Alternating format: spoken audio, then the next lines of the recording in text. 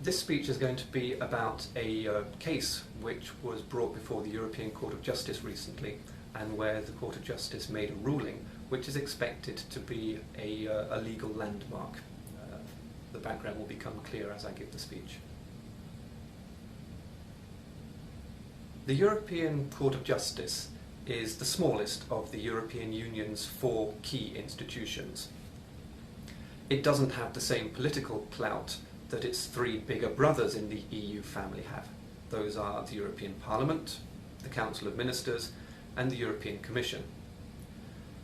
But at times, the actions of the European Court of Justice can have very far-reaching repercussions. And that is probably the case of a ruling which the Court of Justice made last week on the 4th of July. It's too soon, of course, to say with any absolute certainty, but that ruling will probably come to be seen as a landmark case.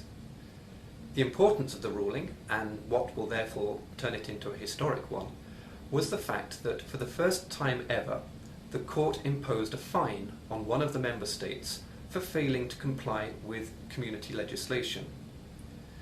Now, the unfortunate member state to have set this precedent was Greece. The background to the affair is as follows. Back in 1987, the European Commission received complaints that dangerous waste was being dumped into a river in Crete, one of the Greek islands.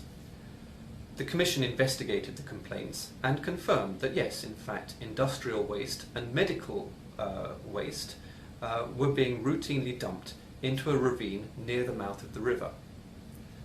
This practice was in apparent breach of 2 pieces of community legislation, 2 separate community directives. One of them dealt with protection of human health, and the other dealt with environmental protection.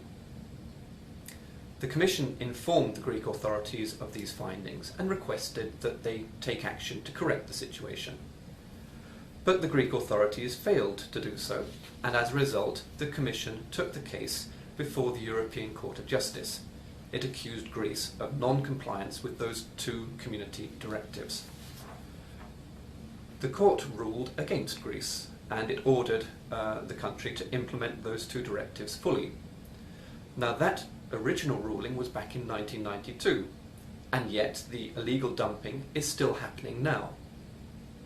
Hence the court's action just last week, imposing, as I said, a fine on Greece for failing to comply with its own initial ruling. According to this second ruling, Greece will now be required to pay a penalty of 20,000 euros per day, starting from the 4th of July, the date of the ruling. The fines will continue until the Commission has been satisfied that the illegal dumping has been halted. This should finally, we all hope, provide the Greek authorities with the incentive they need to put a stop to the dumping. In fact, legislation was rushed through in Greece just prior to the Court of Justice's ruling, but it was too late to affect the outcome of the case. And in any event, what's important is not actually having legislation on the books. What's important is to actually implement it, and that is clearly still not happening in Greece. Anyway, as I said at the outset, this case will probably come to be seen as a legal landmark because, for the first time, the court has used its powers to fine a member state. Now, these powers themselves are relatively recent. They were introduced by the Treaty of Maastricht in 1993, and they were introduced precisely because there was frustration that there was very little which could be done to force a member state to comply with rulings if it didn't wish to. Now, reactions to the announcement of the fines were rather mixed. The European Commission hailed the moves. A spokesman for the Commission said that it sent an important signal to all member states that they must fulfill all their obligations under EU law. The Greek authorities, not surprisingly, were rather less enthusiastic. Their spokesman stated that, of course, they would pay the fine, they were obliged to, they would certainly do that. He also pointed to the fact that they were already in the process of creating proper waste disposal facilities on Crete, and said that the only reason for the delay was that local residents resisted creation of the new proper disposal facilities. And what about the other member states?